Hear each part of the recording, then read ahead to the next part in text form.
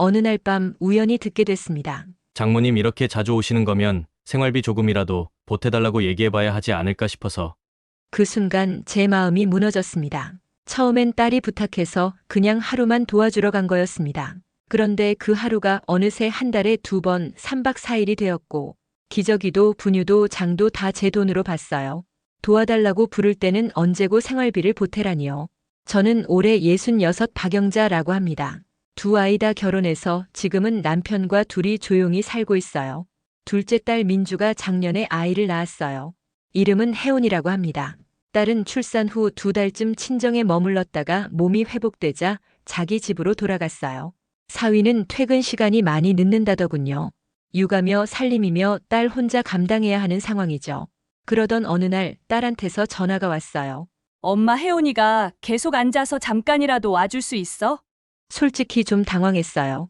이미 자기 집으로 돌아갔으니 이제는 부부가 알아서 하겠지 싶었거든요. 하지만 힘들어 죽겠다는 목소리를 듣고 나니 그냥 모른 척할 수가 없었어요. 그날 바로 짐을 싸서 시외버스를 타고 딸네 집으로 향했죠. 한 번에 가는 길도 아니고 지하철에 버스까지 갈아타며 3시간이 훌쩍 넘는 거리였습니다. 생각보다 멀어서 도착하자마자 몸이 축 처질 정도였어요. 원래는 하룻밤만 자고 올 생각이었는데 다음 날 딸이 말하더라고요. 엄마 하루만 더 있어주면 안 돼? 결국 3일을 묵게 됐고 그 이후로도 이번 달에 한 번만 더 와줄 수 있어? 하는 식으로 부탁을 받게 되면서 지금은 한 달에 2번씩 딸네 집에 다니고 있어요. 도착하면 딸은 항상 지친 얼굴로 문을 열어줘요. 어제는 혜원이가 계속 울어서 밤새 한숨도 못 잤어. 손녀를 받아 앉아 딸이 거의 쓰러지듯 소파에 누워버립니다. 그 사이 저는 세탁기 돌리고 냉장고 안을 살펴서 비어있는 것들 메모해 슈퍼에 다녀오고요. 딸이 잠깐이라도 눈 붙일 수 있게 내가 할 수 있는 건 최대한 하려고 했어요. 그렇게 나는 딸 집에 묵는 일이 어느새 일상이 되어버렸습니다. 딸은 제가 올 때마다 꼭 이런 말을 해요. 엄마도 혜원이 보고 싶었잖아. 잘 왔지? 처음엔 그냥 그러려니 했어요. 그 말이 워낙 자연스러워서 별 뜻 없이 하는 말인 줄 알았거든요. 그런데 어느 순간부터 그 말이 마음에 걸리기 시작했어요.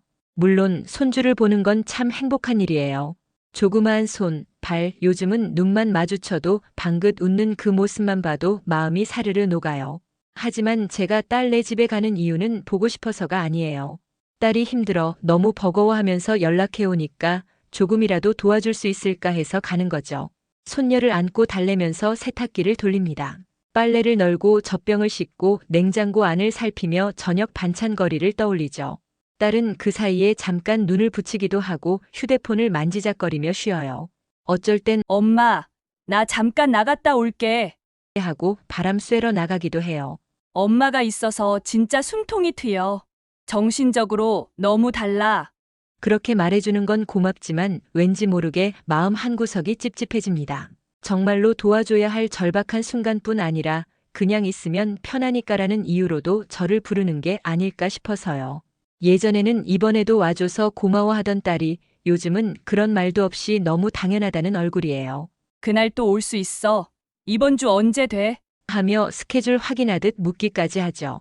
그리고 빠지지 않고 나오는 그 말. 엄마도 혜원이 보고 싶잖아. 저는 그럴 때마다 애매하게 웃으며 그렇지 하고 대답할 수밖에 없어요.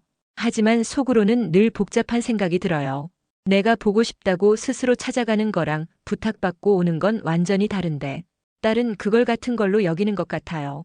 모른 척 웃어넘기고 무거운 짐 들고 또 그 3시간 거리를 달려갑니다. 몸보다 마음이 더 무거운 걸 느끼면서요. 딸네 집에 가면 보통 3박 4일 정도 머물게 돼요.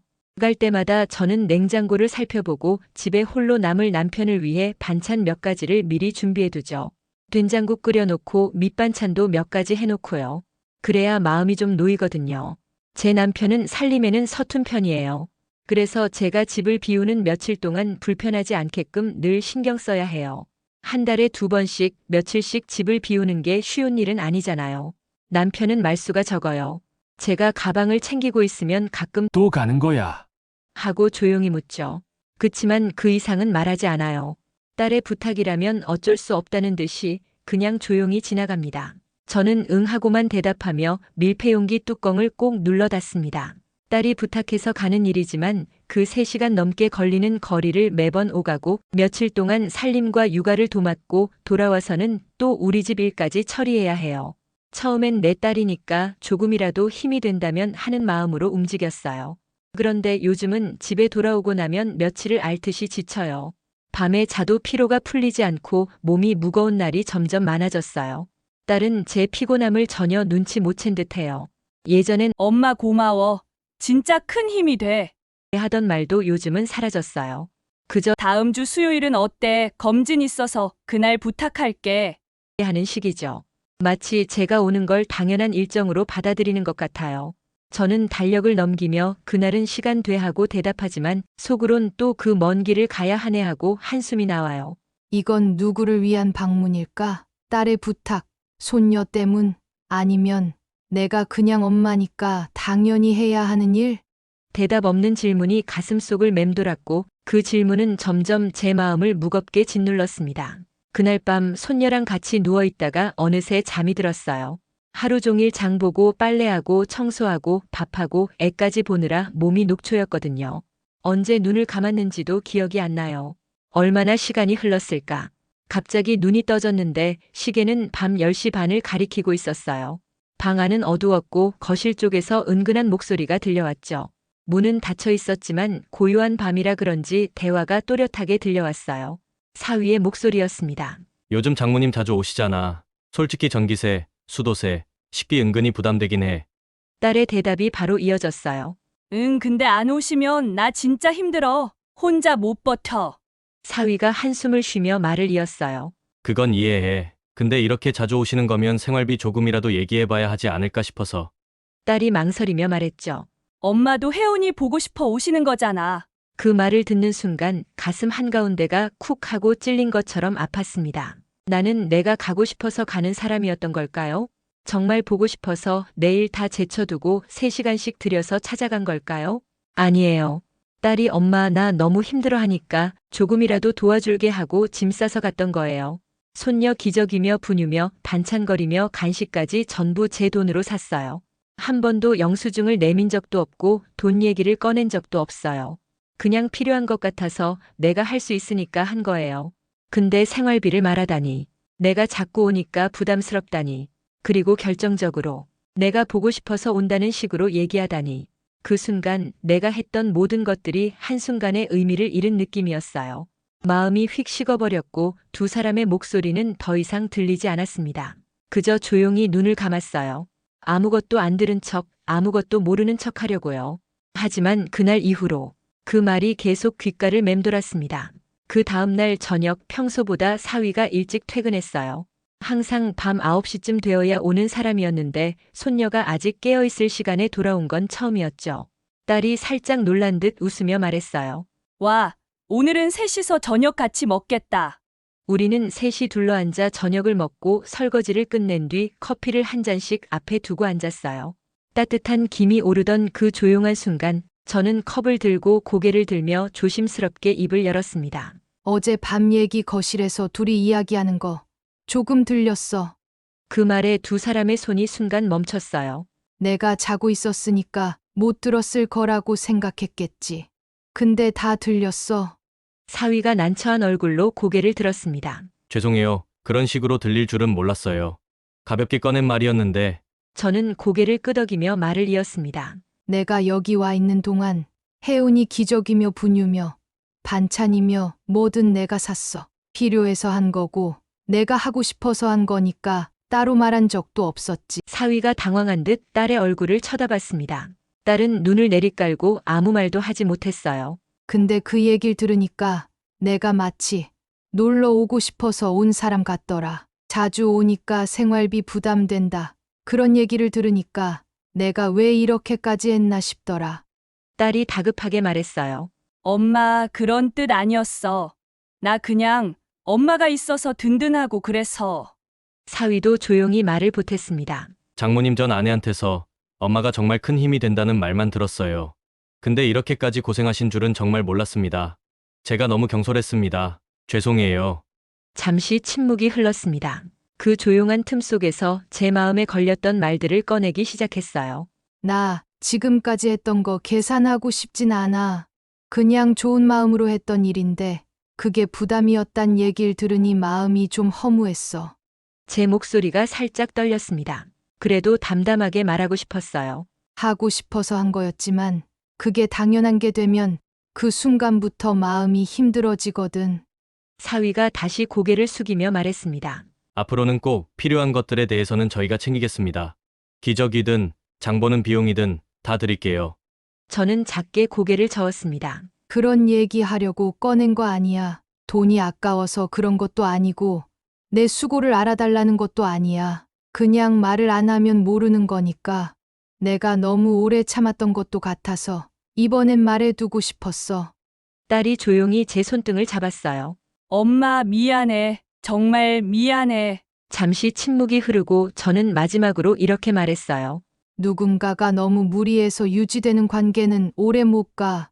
서로 편하자고 부른다면 그 편함이 진짜 누구 덕분에 가능한 건지는 알아줘야 해. 커피의 김이 조용히 흩어지는 걸 보면서 마음속 어딘가 정리되지 않던 감정이 아주 조금은 내려앉는 듯 했어요. 전부 해결된 건 아니지만 적어도 그날은 내가 내 마음을 외면하지 않았다는 사실에 조금은 편해졌습니다. 며칠이 지난 뒤 딸에게서 문자가 왔어요. 엄마, 그날 정말 미안했어. 남편이랑도 제대로 얘기했어. 엄마 말 듣고 나서야 내가 얼마나 많이 의지하고 있었는지 알겠더라. 지금도 여전히 많이 부족하지만 엄마가 괜찮은 날 시간 될 때만 와줘. 그럼 정말 고마울 것 같아. 짧은 메시지였지만 그 안에 담긴 마음이 느껴졌어요. 예전과는 조금 달랐어요. 부탁이라기보단 배려였어요. 한참 동안 그 문자를 바라보다가 저는 이렇게 답장을 보냈습니다. 이번엔 몸이 좀 안 좋아서 당분간은 지켜보면서 결정할게. 핑계가 아니었어요. 몸보다는 마음이 아직 완전히 회복되지 않았거든요. 그동안 나는 엄마니까, 외할머니니까라는 말에 스스로를 묻고 있었어요. 왕복 6시간 매번 드는 교통비, 살림살 거리 사면서 한 번도 돈 얘기하지 않았던 거. 다 그냥 내가 할 수 있으니까 한 일이었죠. 근데 그게 당연한 게 되어버린 순간부터 내 마음은 조금씩 달아 있었던 거예요. 그날 저녁 남편에게 이번엔 안 가려고 해라고 말했더니 그는 조용히 고개만 끄덕였습니다. 그 짧은 반응이 어쩐지 위로처럼 느껴졌어요. 누구의 눈치도 보지 않고 내 결정을 존중해주는 사람. 그게 얼마나 큰 힘이 되는지 새삼 느꼈습니다.